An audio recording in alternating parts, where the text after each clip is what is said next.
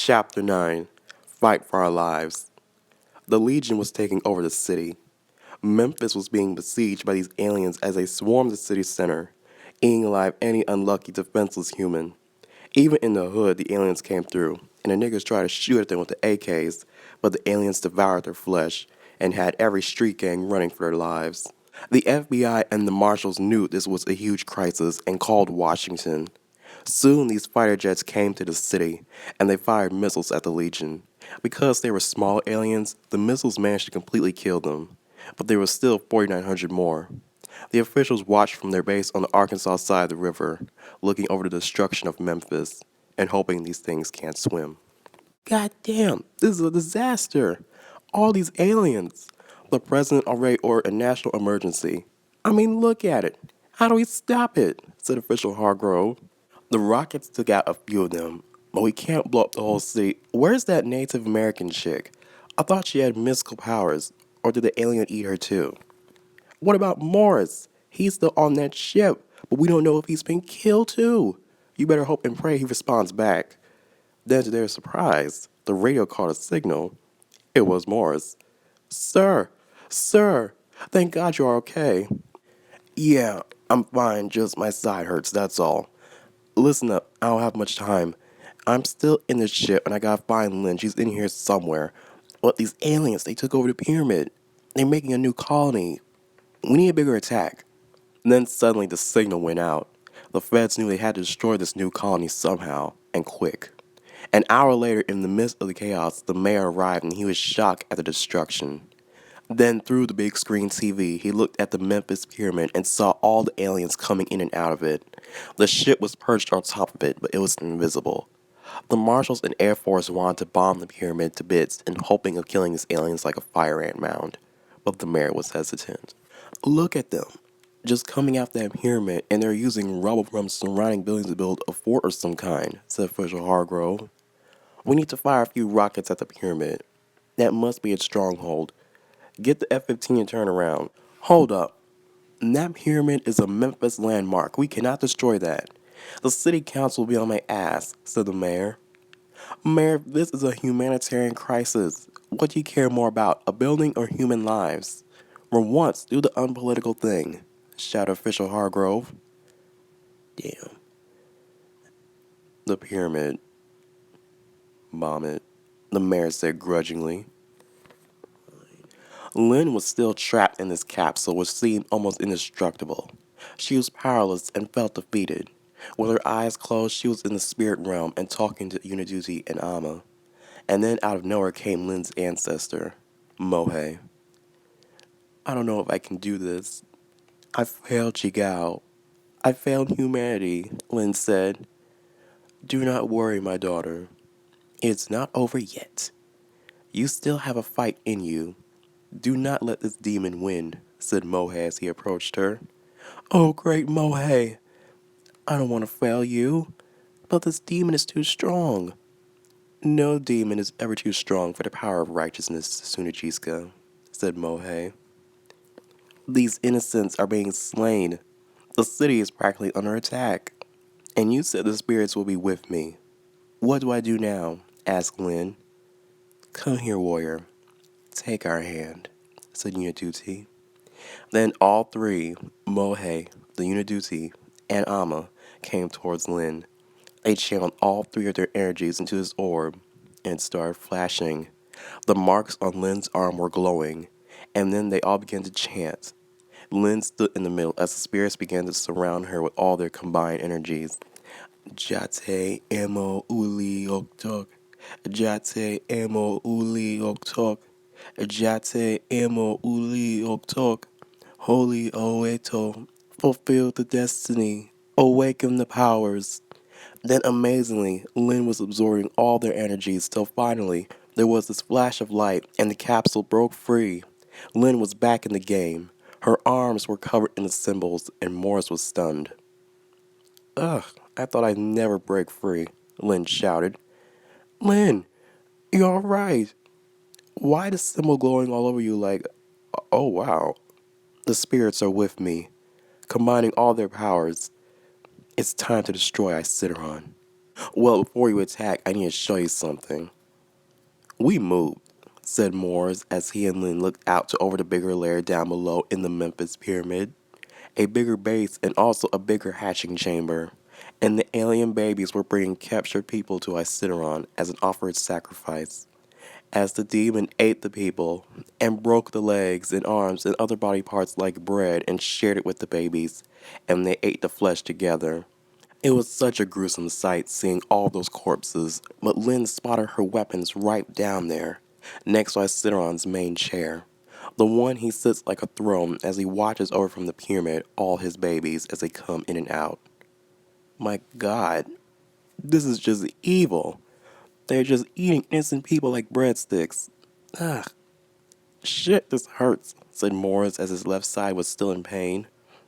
Let me touch it, said Lynn as the spiritual powers within her healed Morris's side good as new. Damn, you work faster than Jesus. Thanks. I need to get my weapons. It's right next to that throne or whatever. But how do we get all the way down there? And then, without warning, it was the F-15 fighter jets, and they fired missiles to the pyramid, causing most of the lair to be destroyed. The ship came out of its invisibility, and the government was stunned at this thing perched on top of the pyramid like a crown. Isidron ordered the Legion to fire back at defense, shooting down one jet, but there was four more. They kept firing missiles till BAM! The new chamber was totally destroyed too, and the force of the blast caused a part of the building to cave in, which meant Lynn and Morris had to break free from not only the rubble, but the legion of alien demons scattered everywhere.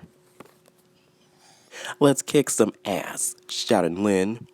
Lynn used her new powers to blast the rubble away, and then Isidron saw her.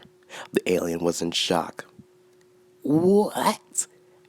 How can this be? It's over for you, demon. We will see about that. Children, attack. And then the legion surrounded both Lynn and Morris, while Isidron escaped to the back of the pyramid. It was about to be the fire of their lives. Lynn used the powers of the spirits and sort of levitated into the air, and the symbols glowed red, meaning Uniduty, and let out a force field of red fire that annihilated a good chunk of the alien babies. Morris decided that while Lynn was busy, he'd go and grab her weapons. There were still some demons left. Lynn decided to fight with her hands this time. She jumped up in the air and then her symbols turned green, meaning Mohe, and she punched, kicked, and smacked the demons till they died on sight. Morris got a hold of her weapons finally, but some demons were about to attack him. They swooped down at him, but he used two arrows from Lynn's weapons and killed them. Hadn't done archery since the Boy Scouts. And then suddenly, there was a blast from the side of the roof. The feds came through and Morris was relieved, and he got a new gun. Alright, let's clean this mess up. We already have forces near the city center fighting off the rest of these aliens. Hopefully there's no more eggs. No, the missiles took all that out. Lynn, here's your stuff, said Morris as he gave Lynn her weapons, including the great spear, and the rest of the feds were shocked at Lynn's appearance. Then Lynn sensed Isidron trying to cross the river to the other side. She gave chase while the other feds fought the demons still terrorizing Memphis. Lynn shot an arrow at Isidron and it grabbed his attention. I see you won't give up. If it's the fight you want, then so be it. Suddenly, Isidron jumped up and shapeshifted into a vulture, swooping down at Lynn. With her weapons back and new spiritual powers, Lynn fought the demon and sliced so much of his flesh, hurting it. Lynn then charged at Isidron and forced it back to this wooded area near the river, where it was just them two. Isidron turned to a dragon and fire came out its mouth, but it missed Lynn by inches, and then she concentrated powers of the spirits into her fist, and with super speed, she aimed squarely at Isidron, and point-blank power punched him into his face, right into the ground so strong it created a big hole within the earth. Isidron was very much defeated, but it wasn't over. Lynn has yet to use the spear. With the power of righteousness, my ancestors, the spirits, I cast you, demon, back into the pit from which you came. And then Lynn took the spear, which had the symbols on it, and aligned with hers, she threw it at the unconscious Incineron, and then it happened. The power of the spear absorbed all of Incineron till the demon wasn't there. And then Lynn pointed the spear towards the sky, and this black light went up into the air and away from Earth. And in 30 seconds, Incineron was no more. He is defeated. Thank you, spirits. Thank you, said Lynn, reeling from that fight. But meanwhile, in the city, the leftover 400 demons were still fighting the feds and wreaking havoc. Morris was shooting at them, killing a few, when he saw Lynn up in the air. She came back to help. We're glad you're here. We still got the rest of these fucking things, Morris said. I just finished Incineron. I can handle these. Tell everyone to take cover, Lynn said. Why? What do you have planned? A flood. Then Morris told all the feds to get inside the nearest building or in the tanks. Even with all these aliens left, Lynn went to the river and her symbols were glowing blue, meaning Amma, and she commanded the river to form a huge wave. Then she directed it onto the city and flooded out all the aliens. The water killed the demons instantly and their souls vanished. And when the water receded, the city was clear of all the alien demons, and Lynn finally came back down to Earth. It was over. We won, y'all! We won! Shouted Morris as he and the feds cheered in victory. And Lynn felt like a huge burden was lifted off her shoulders.